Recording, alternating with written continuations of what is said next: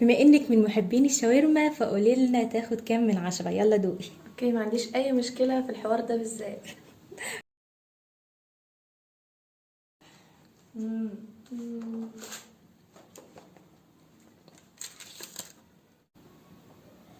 طبعا مش هينفع احكم من الهمة الاولى. ولا من التانية؟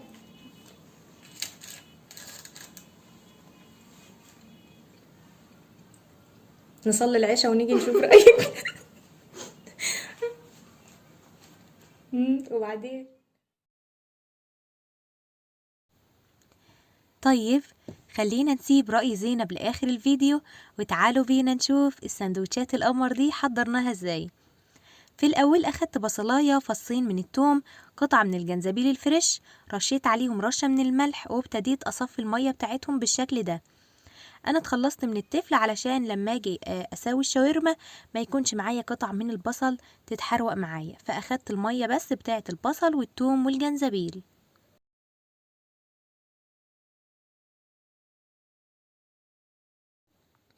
التوابل اللي استخدمتها كانت عبارة عن معلقة ونص صغيرين من الملح، كمان معلقة صغيرة من البابريكا، نص معلقة صغيرة من الكباب الصيني، معلقة صغيرة من السبع بهارات، رشة بسيطة خالص من الحبهان الباودر. زودت كمان نص معلقة صغيرة من الفلفل الأسود بعد كده لكن ما ظهرتش. لو في نوع توابل تاني بتحبوا طعمه تقدروا تزودوه، مفيش مشكلة خالص. زودت كمان معلقة كبيرة من الصويا صوص، ولو مش متوفرة تقدروا تستغنوا عنها، مفيش مشكلة. زودت كمان معلقتين كبار من عصير الليمون.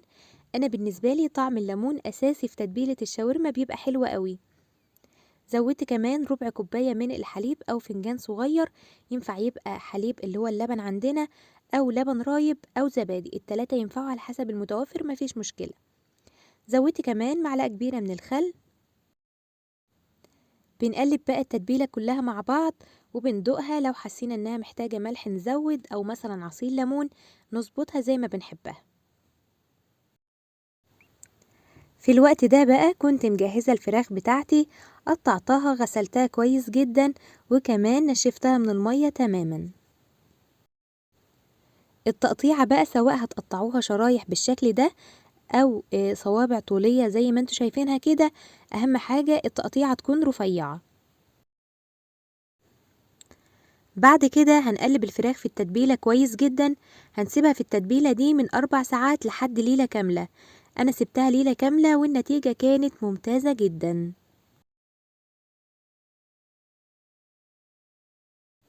وتعالوا بينا بقى نعمل تومية زي اللي بتتباع في المحلات بالظبط. اول حاجة معايا نص كوباية من المية، عليها معلقتين كبار من النشا، هنسويهم على النار لحد ما يكون قوامهم شبه المهلبية كده. اول ما يبتدوا يتغيروا ويبقوا باللون الشفاف ده كده تمام قوي، هنسيبها بقى تبرد وبعد كده نشوف هنعمل ايه.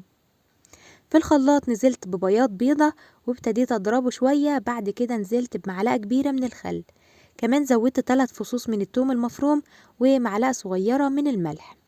نزلت بقى بالنشا والمية اللي عملناه وابتديت اضرب الكلام ده كله مع بعضه كويس جدا. بعد كده المفروض نضيف علبة من الزبادي، ما كانش متوفر عندي زبادي فاستخدمت حليب، لكن افضل الزبادي بيدي نتيجة حلوة قوي. بعد كده بقى بنبتدي ننزل بالزيت شوية بشوية بالتدريج.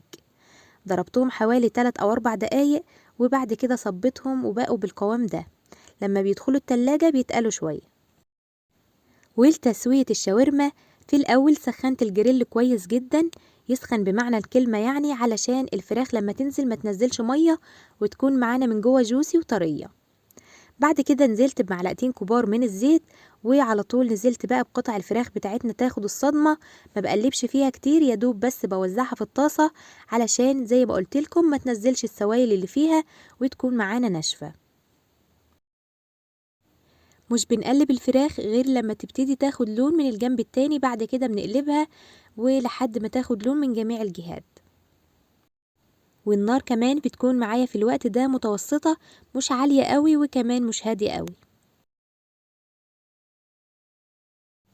دي نص كمية الفراخ هسويها من غير اي خضار، النص التاني هزود له شوية اضافات علشان نرضي الطرفين، اللي بيحبها بخضار واللي بيحبها من غير خضار.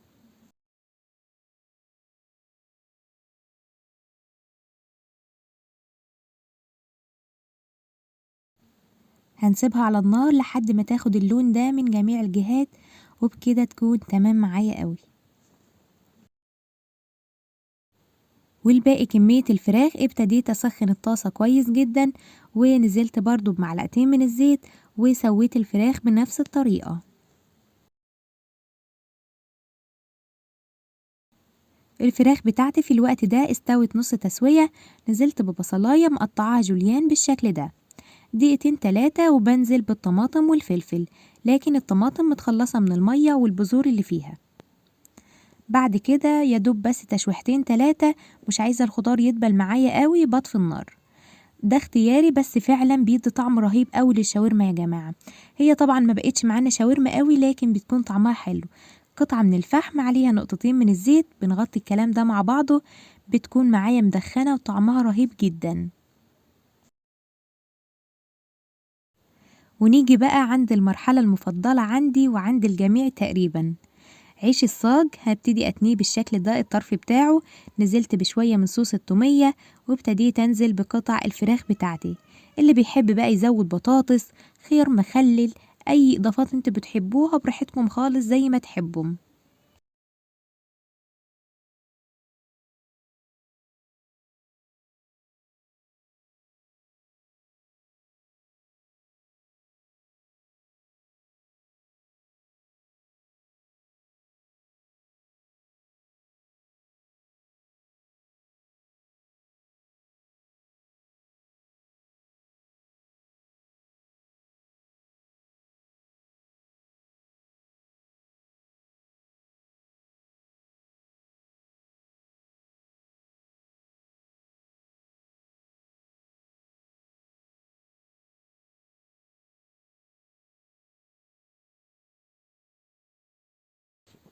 خلصت بقى الكمية بتاعتنا كلها بنفس الطريقة، وبعد كده معايا جريل عليه معلقتين كبار من الزيت، وببتدي احمص السندوتشات بتاعتنا من جميع الجهات لحد ما تاخد اللون الذهبي.